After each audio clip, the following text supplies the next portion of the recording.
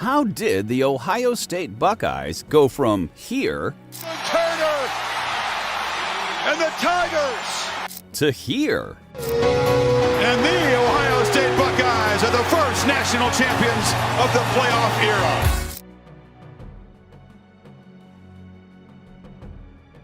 Sometimes the biggest moments in sports come from the most unexpected places. We all know the story of the star athlete who rises to the top, but every now and then, a real underdog changes the game in a way we never saw coming. This is the story of Cardale Jones, a third-string quarterback who went from barely making the field to leading Ohio State to a national championship in 2014. This guy wasn't supposed to be a hero, but that's exactly what he became. Get ready, because this is a story of redemption, chance, and one of the most thrilling rides in college football history. The journey of Cardale Jones, who proved that sometimes being overlooked is just the beginning of something legendary.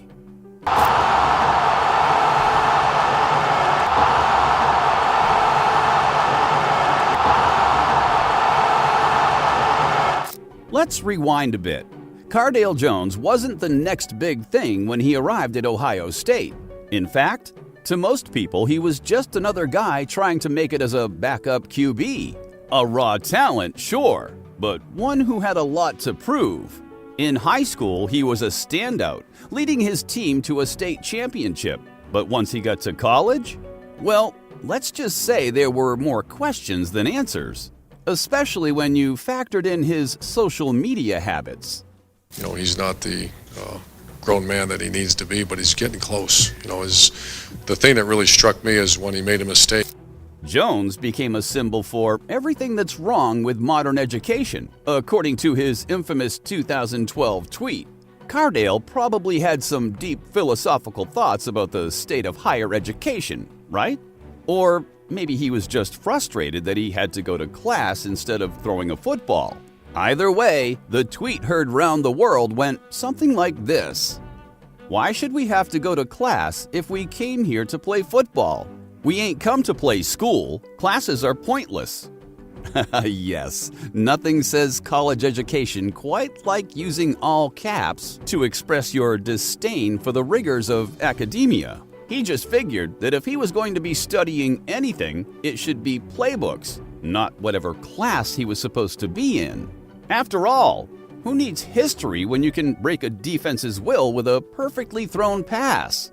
Clearly, he missed the part of college where you have to, learn stuff. The internet, as it does, erupted. Memes were made, articles were written, and college professors everywhere clutched their hearts in despair. But don't worry, Cardale wasn't totally clueless. He later apologized, explaining that he was just venting his frustration. It's okay, Cardale. We all get hangry sometimes and tweet things we don't mean. For him, though, it became a symbol of college athletes' complicated relationships with academics. Moral of the story?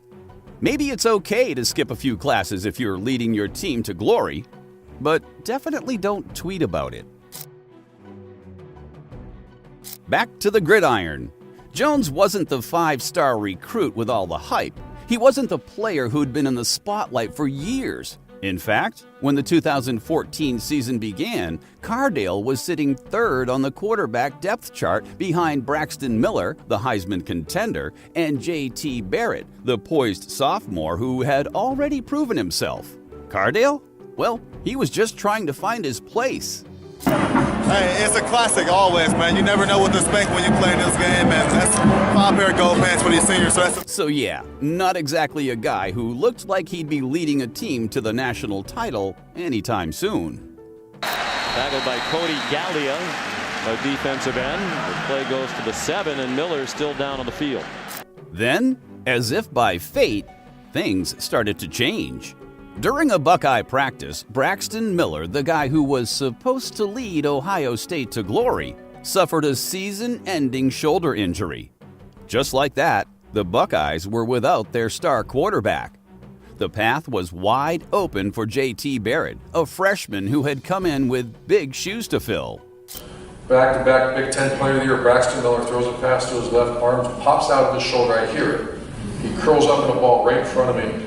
And first of all, that's like your son. I'm holding hands with him. I'm crying with him. I'm looking at this awesome, first of all, it's an awesome guy. And then reality sets in. He's out. And we have this JT Barrett kid who turns out to be a beast of a leader and a great quarterback. And at that time, a guy named Cardale Jones was kind of a knucklehead. And Barrett did exactly that. He stepped in a big way. The Buckeyes went on a tear, winning game after game. And with every victory, JT's confidence grew. By the end of the season, Ohio State was riding high, looking like a team that could make a serious playoff run. Barrett wisely gets down, inbounds, after a huge running lane opens up that right side. But then, another blow. The regular season finale against Michigan, the game, JT Barrett suffered a fractured ankle in the fourth quarter of arguably the biggest rivalry in the sport, ending his season. And JT Barrett's laying right there, and I'm like it's yesterday. And I was like, oh my gosh. I mean, when he's down, he's down. He's not one of those guys that gets up and says, I'm all right. He's down. And I go out once again, you tear up with it's my leader, hold hands with him, and then reality set in. The big boy's about to enter the game. I grabbed his shoulder pad, and I said, I'm looking at him, and I want to strangle him, but I don't. And I said, Cardale, you can do this. You can do this. And inside, I'm thinking, you have no chance. And just like that, the Buckeyes were down to their third-string quarterback again. This time, it was Cardale Jones's chance. How would he respond? Each size for the quarterback position. That is so true. The big thing for Cardale has little to do with the arm talent, because we can see those things in game. Now let's set the stage. Cardale Jones, the guy who had spent most of the season on the sidelines and in the doghouse, was now the man. But Urban Meyer and his offensive staff relied more on the run game and their defense than their ice-cold QB, waiting until the postseason to devise a new game plan around number 12. Losing Braxton, then losing the Virginia Tech, and that's how we rebounded against that. And that tough game at Penn State, that went to double overtime. Then traveling to Michigan State in that hostile environment, then losing JT and having this clown step in. It seemed like we've been through everything, and it made us who we were. Next up, the Big Ten Championship. And don't say nothing. 2nd and 14 after the 4-yard loss. Here's Jones. Lets it rip and has his man Michael Thomas. Michael Thomas still on the move, and Michael Thomas down at the 40. Ohio State was facing Wisconsin, a team with a strong defense and a reputation for tough physical football. But Cardale Jones? He was ready to prove that they could win because of him, not in spite of him. In the pocket. You just talked about him checking it down. Watch him survey the field, looking deeper, and then coming down to Corey Smith as he ran a little shallow cross, little drag route right in front of him. Ohio State didn't just beat Wisconsin. They destroyed them, 59-zip. Yeah, you heard that right, 59-0. Cardale threw for 257 yards and 3 touchdowns. The Wisconsin defense, which had been tough all season, couldn't even slow him down. Cardale was in full command, and the Buckeyes were on their way to the college football playoff. When I saw this throw, I said, who in the heck is number 12 at Ohio State? And just like that, the world began to take notice.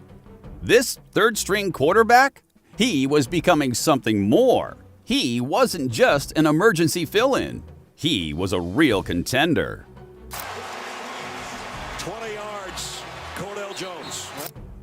And then came the biggest test of all, the college football playoff. First up, the mighty Alabama Crimson Tide. The reigning national champions, led by Coach Nick Saban and a team stacked with NFL talent. If there was ever a team that seemed destined to win, it was Alabama. The odds were way against Ohio State.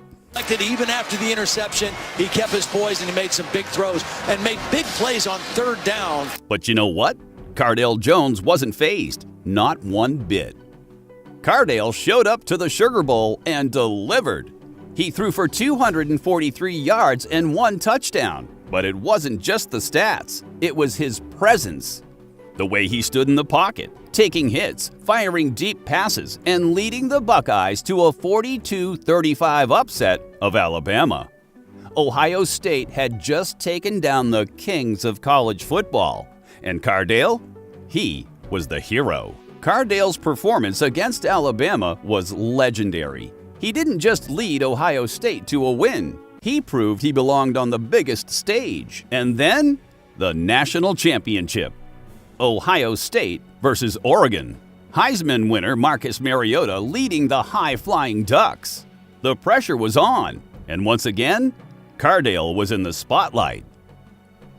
In this game, Cardale Jones wasn't just playing for himself. He was playing for his team, his coaches, and for every underdog who ever dreamed of something bigger. Against Oregon, he took control from the start. Cardale threw for 242 yards and 3 touchdowns. He was in complete control.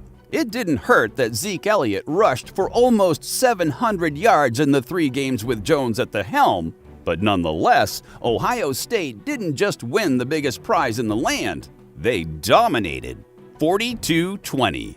The Buckeyes were national champions. And Cardale Jones, he was the guy who'd led them there.